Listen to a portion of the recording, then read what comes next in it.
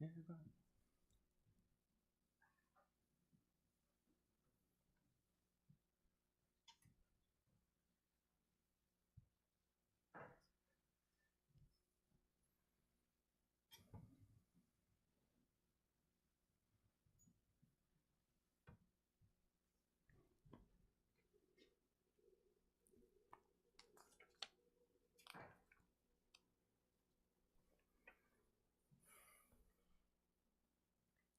Mizmor LeDavid, Adonai Roi, Lo Echsar, Bino Deshe Yarbitzeni, Ame Menuchot, Yenahaleni, Nafshi Yeshovev, Yancheni B'maglei Tzedek, Lema'an Shemo, Gam Ki Elech Beget Salmavet, Lo Irara, Ki Ata Imadi, Shivtecha Mishantecha Hemena Yachamuni, Taroch Lefanai, Shulchan Neged Tzorai, Dishanta Veshem Roshi, Kosi Revaya, Ach tov v'chesed yirafuni kol yemei chayai, v'shavti b'beit Adonai le'orech yamim.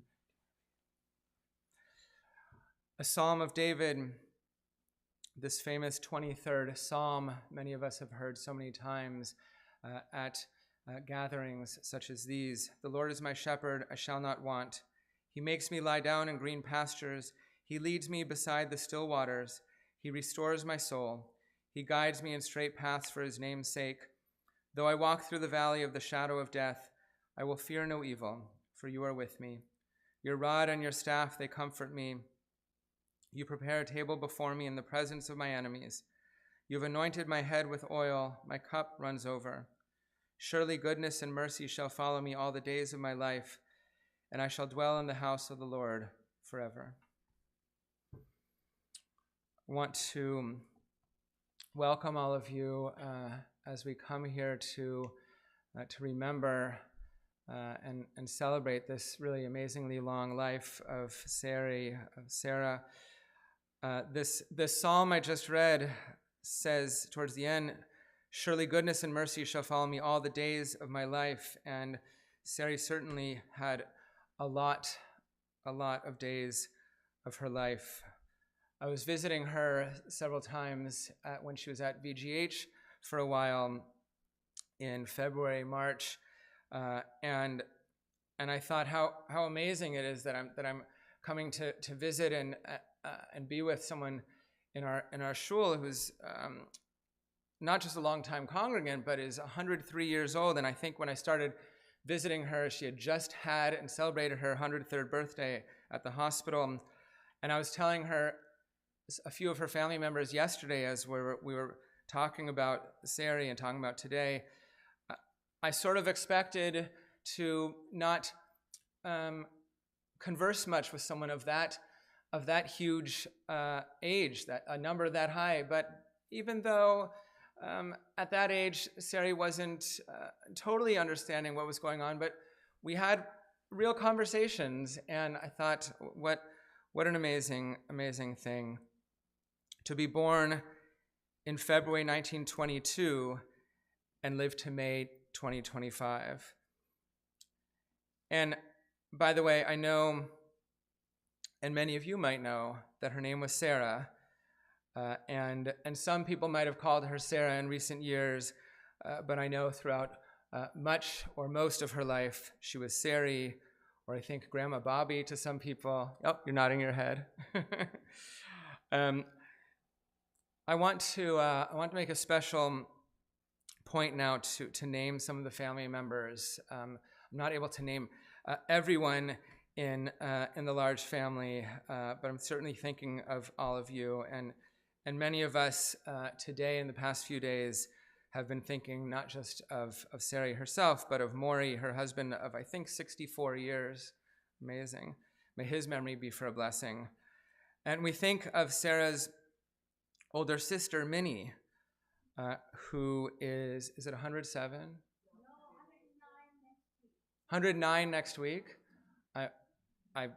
I mentioned to many people I know earlier today and yesterday that the person we'd be honoring in her just after her passing today was 103, and her sister is 107, but I was wrong, so I'm going to have to tell everyone it's actually 108 and almost 109. And Minnie, as you may know, is the widow, the wife of our late longtime choir director, Pucky Pellman. May his memory be for a blessing.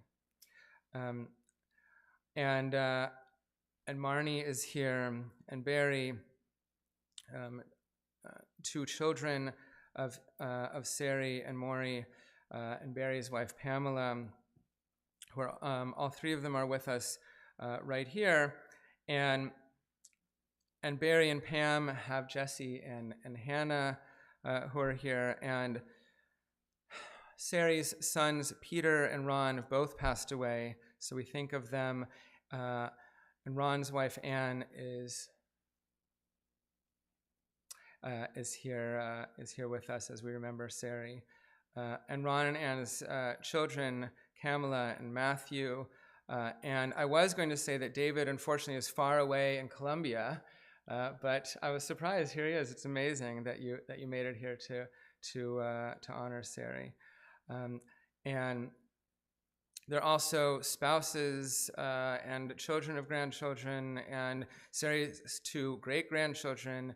And we're thinking of all of you, those who are here and those who are not able to be here with us in the room. I want to give a few people a chance to speak about Sari and share some real thoughts from the heart. And so we'll start with Barry. I'm joking up already, so bear with me as I crack a little here and there.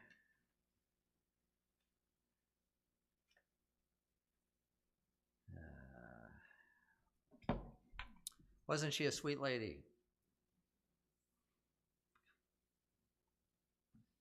I remember that little sweet smile right up until the end.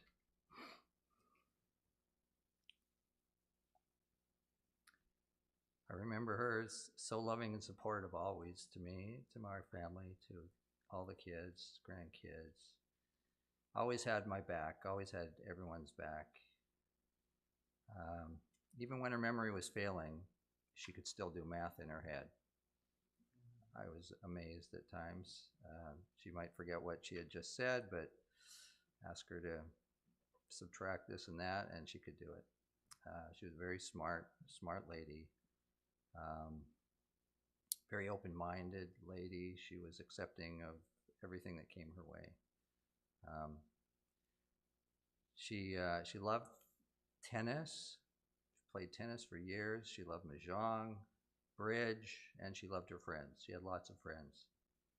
She loved dancing. She and my dad used to go dancing every week, sometimes more than once.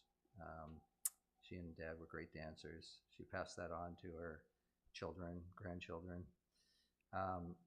She had a great sense of style and was a very stylish dresser. She loved her clothes. She loved music, especially Frank Sinatra. And she used to sing Frank Sinatra songs, I remember. She used to sing the lullaby of Broadway to us at night. I remember that.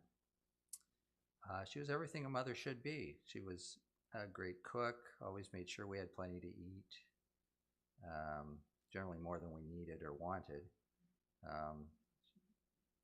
She was just generally always there for me when I needed her, and always understanding when I screwed up, which I did more than my share of.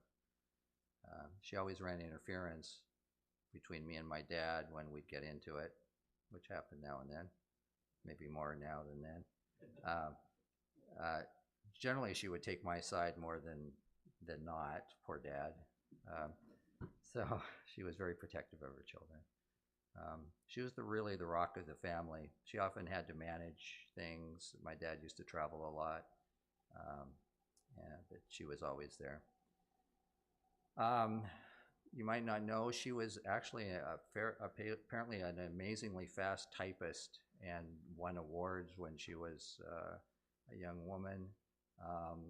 And she was, extremely fast at shorthand and worked as a secretary doing those things. And eventually she became my dad's secretary, I guess. But I remember them up in that little home office working all the time, and she'd be taking notes and typing things, and she'd always type my assignments. She was great that way. She was really my dad's right hand with his business and did most of their paperwork. As you all, or many of you know, my brother Peter was mentally challenged, and she was fiercely protective and nurturing with him. Yeah.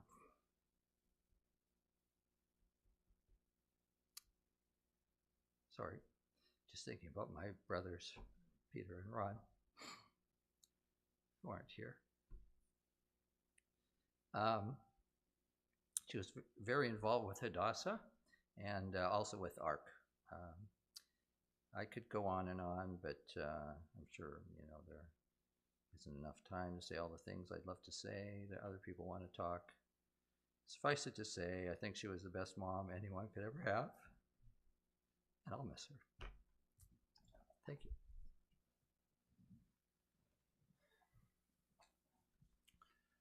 Thanks so much, Barry. It's really a blessing for us to hear those words from you, from your heart. I think we're going to have a poem from Barbara. Is that right? Okay, great.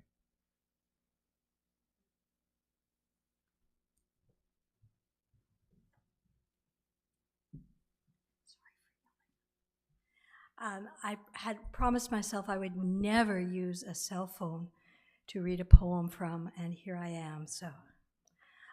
No printers, sorry. This is called Sisters. Oh, thank you. They visited last week, 2 old ladies, one in a wheelchair, one slouched on the couch. They reached out and held hands. 103 years growing up together. Kiefer Street, then 14th Avenue, then lives of their own, children, meals, weekly visits to the hair and nail salon. They've outlived everybody, these sisters, these tough Eisen jeans.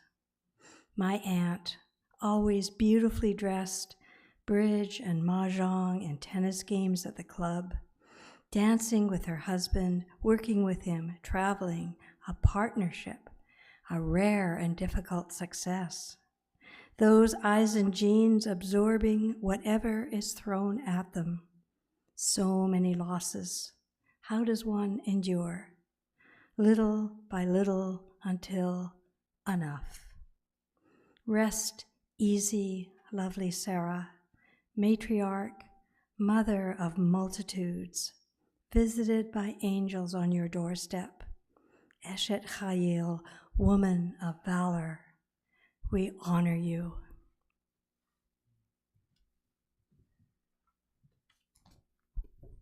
Thank you so much, Barbara. And we now have the opportunity to hear a bit from Marnie.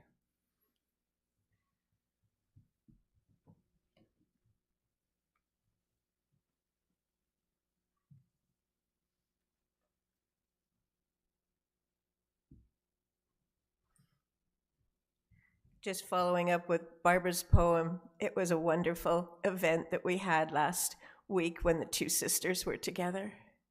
I wouldn't have known that it was going to be the very last time. Yeah. So I just wanted to say a little bit about my mom. When we were growing up, my mom and I weren't close. It was only in her later years. I moved in with her in 2009. I had a flood in my apartment, and I needed to go to either a hotel or to her home, and my dad had passed away 3 years before, so I thought, oh, well, I might as well go there. And then I ended up staying. We were company for each other. And as I stayed with her, our relationship grew to become something different than it was in my early years. We did some excursions together, we went out for tea, and it was just really nice to have the company. On one of our birthdays, I can't remember if it was mine or hers, we went to this park in Port Moody, and it was just beautiful, and she really enjoyed it. We had her favorite fish and chips. She loved fish and chips. And so we had a nice day, and we did some of that. She moved to Amica Arbutus Manor at the end of 2023, but I would visit her there and we'd go out. I took her around to see the cherry blossoms, and then last December I took her out to see the Christmas lights. We always went to see the Christmas lights. They were so pretty. And she was still talking to me and managing, but then in February she got pneumonia and landed in the hospital. And I think when she went just into the wheelchair. She really didn't want to live anymore. And I asked her just a few days ago, I said, "Mom, why do you want to die?" And she said, "It's my body." She said, "I can't play tennis, I can't do any sports." And then she said, "And all of my friends have died." And that was really just a few days ago that she said that to me. And then Wednesday morning, she passed away. But I was there with her when she passed away, so that was good. So I just wanted to tell a little story. There was one time before I was living with her that myself and my brother Ron, who had been diagnosed with frontal temporal lobe dementia, and so he was forgetting things. And so he and my mom and I drove for the last time down to see Barry and his family. And then on the way back, I wanted to turn off just before Portland and go to Cannon Beach. And Mom said no. It was raining slightly, and she was very conscious of safety. It was always, she didn't want us to run into any kind of trouble or, accidents or anything. But then I asked her one more time, just before the turn off, the last exit for Cannon Beach, and then she said yes. So we went to Cannon Beach, and it was beautiful. We ended up staying there for one night. And the lady at the motel had said, "Well, I usually charge for 2 nights, but it's the end of the season, so we'll do 1 night. That's okay." And then my brother Ron went out for a long run the next morning, and we were so worried that he would get lost and not come back. But he came back, and he had a lovely time, and we all had a lovely time. And that was one of the memories that I have of us just being together and having a nice time before Ron passed away, and now my mom has passed away. So there's one more thing I just wanted to say. She moved to Amica Arbutus Manor in 2023 at the end. It was more originally as a respite because I was sick and I just couldn't care for her anymore. And so when I would visit her there, she would always, always welcome me with the biggest smile. And whenever I left, she wouldn't let me leave until she gave me several hugs and kisses. She just loved me so much. So she was a wonderful woman, and I will miss her lots.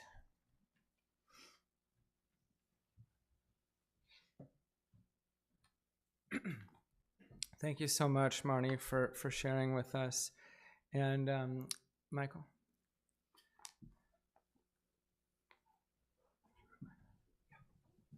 I was talking with the rabbi yesterday, looking at arrangements, and a couple of things. One of the things he said is everybody has a different relationship with the person who is in this situation or passed away. And I think of my aunt in a lot of different ways, but I think of her too as the keeper of the stories. After Uncle Maury passed away, Auntie Sarah and I used to come always every year between Rosh Hashanah and Yom Kippur out here to the cemetery. And I would recite over the family members, my uncle, and a list that Auntie Sarah would have. But as we'd walk, since everybody's kind of spread around, she would tell stories. And she would say, "Oh, I remember this. Do you know that back then this is what they did? This is what they were like?"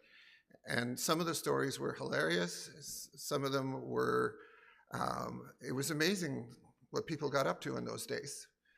And very different, but it was like listening to the history of a very large family over a very long time. And I got to know her so much better in those days. I first started hanging around, in a manner of speaking, when I was in high school. The house is just a couple of houses up from Churchill High School, and I was in grade 8 and grade 9. And she said, "Well, why go to the cafeteria? You can come to the house for lunch."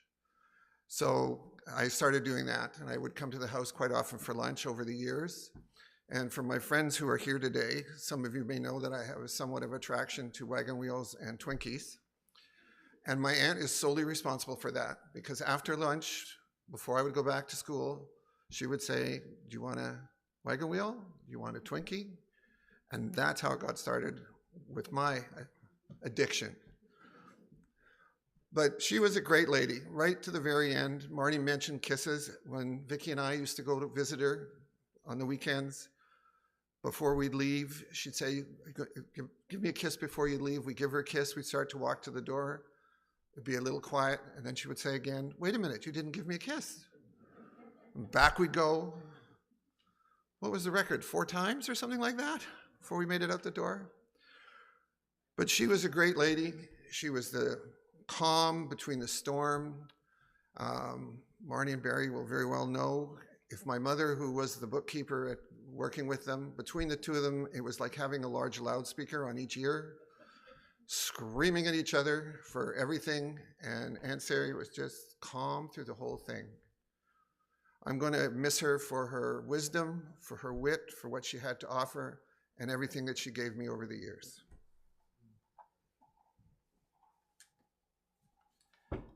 Thank you so much, Michael.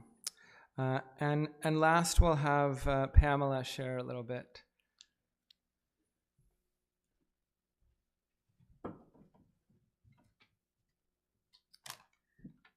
Mumpkins, that's what I called her. And I would like to honor her and to thank her for all that I've learned from her and for sharing with me the wonderful son that she raised, Barry. From the first time that I met her, it was very clear that family was her first priority and that she loved each one unconditionally and was always there to give support and to share ideas to make things better. She had the best sense of humor. I loved her laugh, and my fondest memory of her is when we were together on a family Panama Canal cruise, and the two of us decided to go on a walk to explore the ship.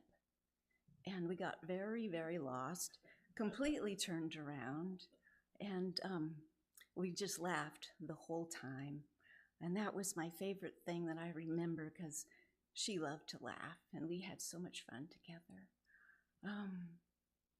It was so much fun always being with her, in fact, and when I look back on it, it always makes me smile. I love to have that memory of her.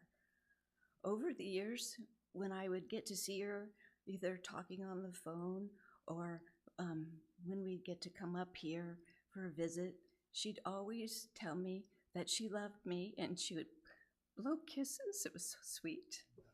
She'd blow kisses, and I would say the same back to her and blow kisses to her. What a gift it's been to have Mumpkins in my life, and though I'm going to miss her very much, she will always live in my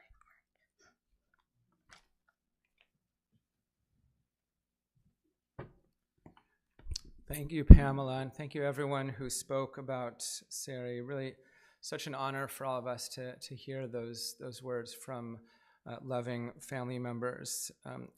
I often tell families that it's so important to hear from family members about their loved one, and all of you can speak with so much experience, years and decades of interactions with someone, whereas sometimes a rabbi might have a lot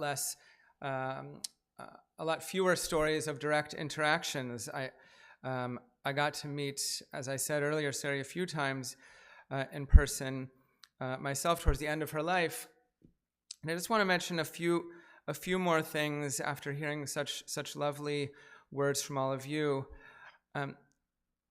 As we heard in the beginning of the sharings from family members, she really did have a lot of friends. She really was such a social person, a wide circle of friends. She acknowledged just recently that so many of them had already passed away because she had lived so long. But her friend Tanis Lank, one of her best friends, one of her last peers to pass away, maybe not the last, because Rochelle Feldman might have been the last, and I did Rochelle's funeral only a couple months ago. Actually, she was very good friends with Vicky's mother, Ruth, and quite exciting for them that Vicky married Sari's nephew, Michael. And speaking of all those friends she had so many years or decades, I'm told Sarah used to go for a little break sometimes with her friends. They were all married, but they take a few days to go down to the Bay Shore, leave their husbands behind, play mahjong and bridge. It's ladies' getaway.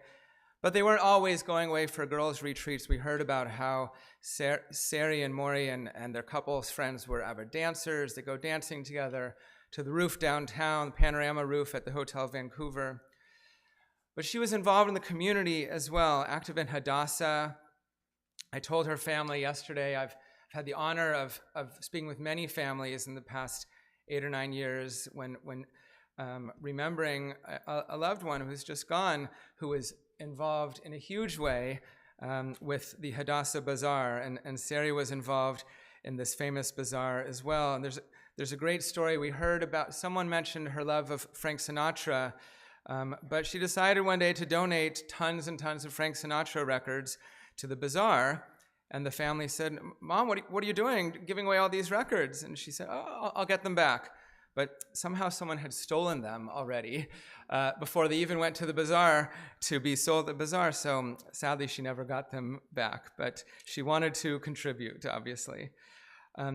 Michael, it was so nice to hear from you about these memories you have of going there for lunch to Sari and Maury's and gaining your addiction of wagon wheels and Twinkies. But I'm told your son-in-law can provide them now to you. Michael didn't mention that they also served him peanut butter and jelly sandwiches and soup. So there was some healthy food in addition to the candy. Another great family memory I heard from Sari's loving family is how Michael's mother, Ella, right, Sari's sister-in-law, would take her family and Sari with her family to the rocks in Whitecliff and West Van out near the ferry. Now there's a lot of people out there, but there were a lot fewer people. It was less popular back then, and Maury would bring fishing poles, and he'd take Barry and Ronnie and Michael to fish, and they'd gather also in the backyard for picnics and barbecues, and Maury built a picnic table, and the picnic table is still there. Amazing.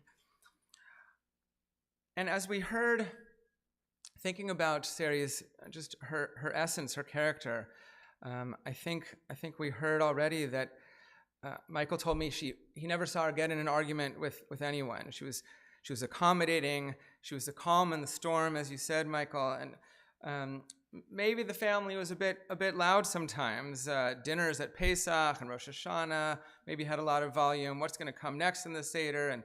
But Sari was the grounded, calm one, not just in the holidays, but as we heard, the office. The home office ends up with a lot of volume. People, Ella and Maury, and they're both so great with numbers, as was Sari. I realize now I should have just asked her to do some arithmetic for me when I was visiting, even in February, March, after her 103rd birthday.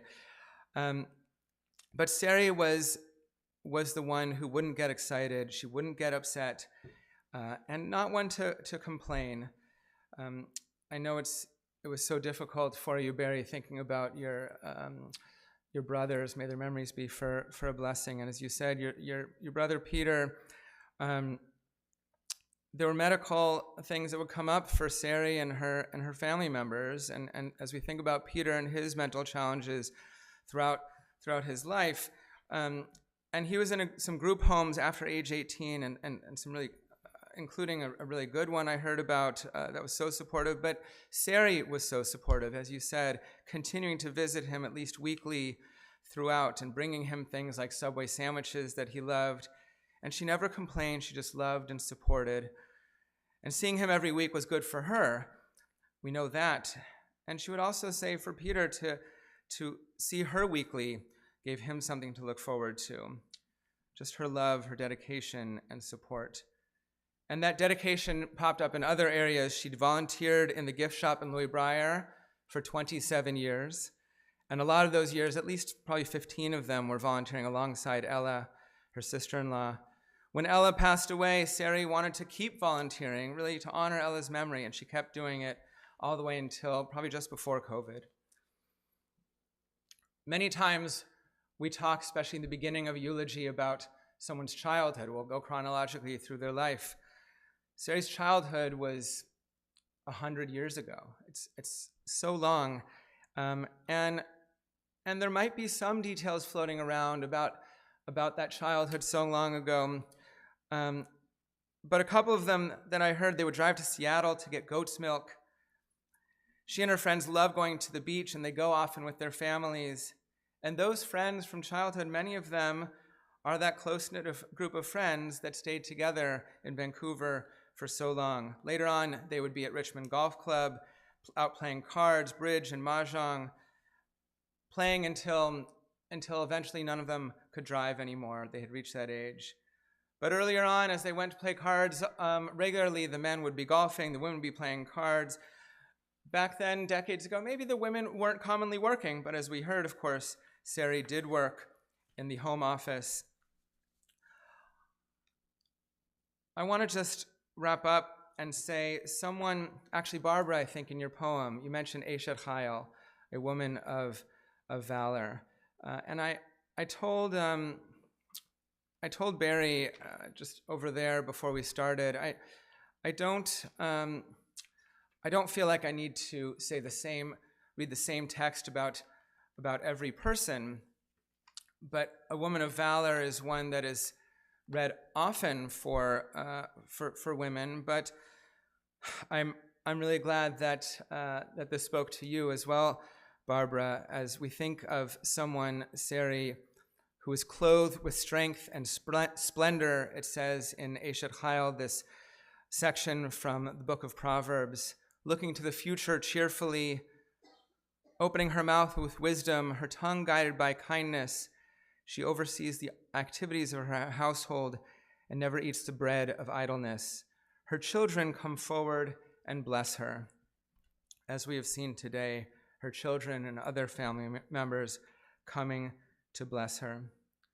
Someone who worked long hours, never complaining, accepting what life brought with strength and dignity, leaving a legacy of deeds and values that testify to her existence. Yehi zichra baruch, may her memory always be for a blessing. Amen. I'll ask you to rise now for the El Malei Rachamim, the memorial prayer. El Malei Rachamim, shochen b'mevromim, hametzei menucha nachona tacha kanfei ashchina, b'ma'alo kedoshim otorim, gzor harakia mazhirim, et nishmat Sarah bat Ze'ev u'Miriam, shehalcha la'olamah, b'gan Eden tei menuchatach, ana bal rachamim, hasireha b'seta kanafecha l'olamim, utzor b'tzorachim nishmatach, Adonai hu nachlatach, v'tanoch b'shalom mishkavach, v'nomar amen. El Malei Rachamim, exalted, compassionate God, grant infinite rest in your sheltering presence among the holy and pure to the soul of Sari, Sarah, Grandma Bobby, Sarah, daughter of Ze'ev and Miriam, who has gone to her eternal home. Merciful One, we ask that our loved one find perfect peace in your eternal embrace. May her soul be bound up in the bond of life. May she rest in peace, and let us say, Amen. I'll just mention briefly now that everyone, if you didn't know already, you're invited to Michael and Vicky's home in Richmond after we finish outside. We'll have a meal of condolence and opportunity to bring more comfort to Sarah's close and extended family and maybe share some more stories. And while we're there, we'll have a Shiva Minyan doing the afternoon service and give the opportunity again for the Mourner's Kaddish. That's 4628 St. Bride's Court, 4628 St. Bride's Court in Richmond. I'll ask the pallbearers now to come up, and as we escort Sari to her final resting place lovingly, I'll chant a psalm in front of the casket as we go, and we'll have some of the close family members follow right behind, and then everyone else.